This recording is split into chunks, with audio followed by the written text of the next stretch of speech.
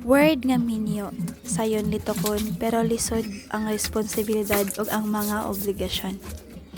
Guys, sultian ta mo sa story nako ug sa ako ang bana way back 2018 sa nakasalmi. Nakasal ko guys way back September 2018 since namalay siya nako January 25, 2018. Ga-start mi og ipon until nabuntis ko pag June. Nagtrabaho ko ana sa Mitsumi. Since nabuntis ko, then bawal man ko nga mangal sa ubog-at, then you know na ang Mitsumi is barog man jud, so gibawalan ko sa doktor moong gi-early end ko. Kay nakuyapan mako ato nga time. So, to tell the story short guys, kami sa akong bana nagsugod gid mi sa as in wala. Nakasuway mi og ipon sa iyahang ginikanan mga duha or isa ka bulan. Pero after ato by November, nakipuyo ko sa balay sa akong uyuan nga si Dodong Johnny since wala siya ni puyo sa ilang balay kay lagi trabaho man sila. Na sila'y balay sa Mandawi ato nga time. Until nanganak ko by February 2019. So nakadawat ko og maternity og mo nay among gipatindog sa amo ang balay. Ang iyahang magwang sa kumbana ang ako ang gipatrabaho. Isa ra jud ka kwarto ang amo ang gipahuman guys, at least man lang wala pay 1-year-old akong bata maka balhin nami sa among kaugalingon nga balay. Since ato guys, nagsugod kog tinda-tinda, libo diri, libo didto. Magpasan in town ko sa una guys sa akong sako nga mga RTW ug mga uban pang ipagtitinda. Magpaso-paso sa dalan while gabuntis tas naapadyoy nagguroy-guroy nga bata nga which is mo to akong kamagwangan. Pag-live guys sa Bigo, sa Pupo, susgiha akon guys, magabii or mabuntag ang akong pangwarta wala og tuo kay buntis na pud ko sa akong ikaduha. Tas nakabalo ko ato guys nga buntis ko. Naapoy nawagtang sa amoa sa isa ka tuig. Upat gid taon kabuk ang nawagtang sa amoa. Grabe gid in taon namong kasagmuyo ato. April 21 namatay ang sister-in-law sa akong mama. Tas pag May 11 namatay na pud akong lolo. Pag May 18 namatay na pud ang ako ang iyaan. Sus, grabe gid in taon guys, og sa nidangat lang ang pila ka buwan namatay na pud akong mama. Grabe ka stress kay wala diri akong papa, tas gipaabot pa namo og 15 days para lang makauli akong papa og akong mama 15 days gid taon tong gihaya namo. Grabe gid taon namo atong sakripisyo guys. Uy, ako antiyan ato 7 months na tig-ana ako na pa jud. Wala na mi ikwarta ato kay dako kay may nagasto sa pagkamatay sa akong mama, tas mo na pud to nilaw na pud ako ang bana. Kapangutang akong bana para naami kwarta panganak na ako. Tas mo to nanganak na ko guys. Bidao talagi na ko ato guys kay nabughat man gud ko.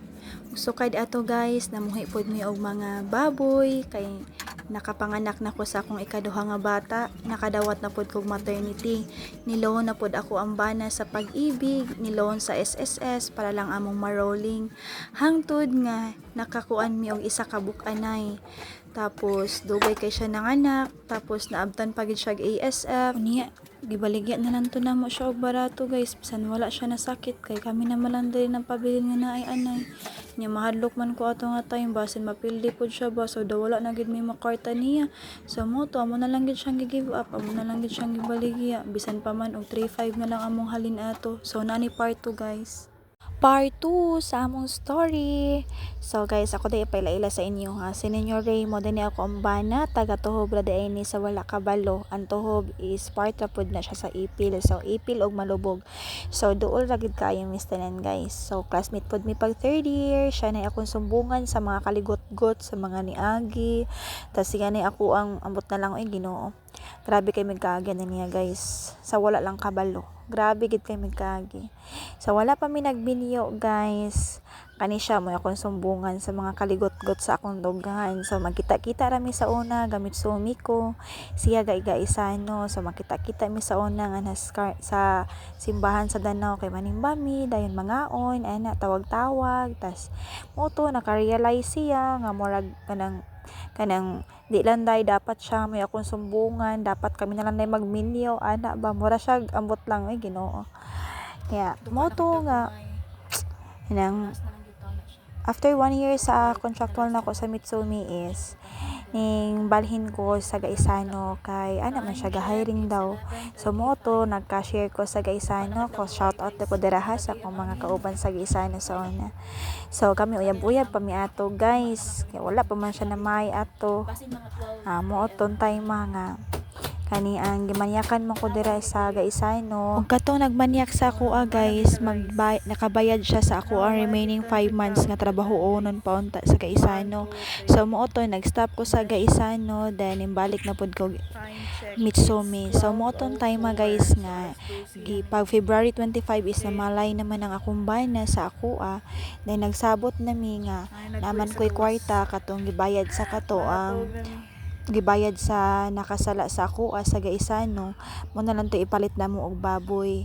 Then nakapalit mi atod guys og 7 ka buok baboy, mo toy amo ang giandam-andam para sa among kasal kay dili man jud ko ganahan guys nga naami utang sa among kasal. So mo to nga among proud gud kay ko sa mo istorya nga sa among isig ka ginikanan wala jud mi naghatag og problema kay ug unsay naa mura man jud tong among gihikay ug unsay naa dapat maura jud na kay contented raman pud ko kung unsay naa lang. Basta ang importante kami mo mag-ipon, wala mi utang, wala mi problemahon after sa among kasal. So mo na to guys nga after sa among kasal kay nangubkob jud mig mga bus kay magtukod jud mig among kaugalingon nga balay. Among mga wedding ring is mga pudpud pa gani na kay taga baha magpundok jud mi og bus kay may nang day off niya na siya trabaho. So nakagawian na gid na sa amo guys nga og mag day off gani siya dapat naa jud mi project nga mahuman anang adlaw. So kaning amo guys proud kay ko nga ug unsay naa dinhi kami ra gid mo naghuman og trabaho. Nani part 3.